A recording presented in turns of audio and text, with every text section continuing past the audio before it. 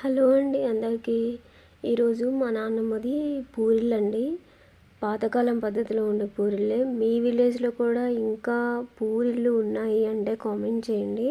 మా విలేజెస్లో అయితే ఉన్నాయండి. ఇంకా మా నాన్నమ్మది పూరీలు వీడియో తీద్దామని చెప్పేసి వెళ్ళేసరికి అక్కడ ఒక డీజే, మేమైతే దానికి పేరు పెట్టామండి, డీజే అని చెప్పేసి. ఇక నన్ను చూసి నా దగ్గరికి వచ్చేసింది. అది ఎలా అంటే ఇలా చూసి మనం ఎక్కడున్నా సరే డీజే అని ఉన్నా, అట్లీస్ట్ అది ఉన్న సైడ్ వెళ్ళిన ఈవినింగ్ డైలీ వస్తుందండి.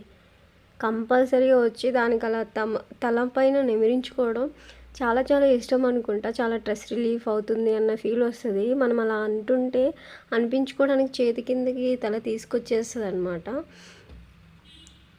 ఇంకా ఇది అన్ని కుక్కలతో పాటు తిరుగుతుంది. అంటే కంపల్సరీగా మా ఇంటికి వస్తుంది అనమాట. డైలీ నేను దానికి ఫుడ్ పెడతాను. మరి నేను వచ్చినప్పుడు అది ఎలా ఐడెంటిఫై చేస్తుందో తెలియదు, కానీ ఈజీగా వచ్చేస్తుంది. వచ్చేసి ఫుడ్ పెట్టరు ఏంటి అన్నట్టుగా మనల్ని చూస్తూ ఉంటుంది. ఇంకా నా మీదకి వచ్చేస్తుంది అనమాట. అది చాలా విశ్వాసం ఉంటాయి కదండి. ఎట్లా అంటే ప్రజెంట్ జనాల కన్నా ఇవే చాలా చాలా వీటికి పెట్టినా వాటి కడుపు నింపామన్న ఫీల్, హ్యాపీ అన్న మనకి మిగులుతుంది. అవి చాలా చాలా విశ్వాసంగా ఉంటాయి.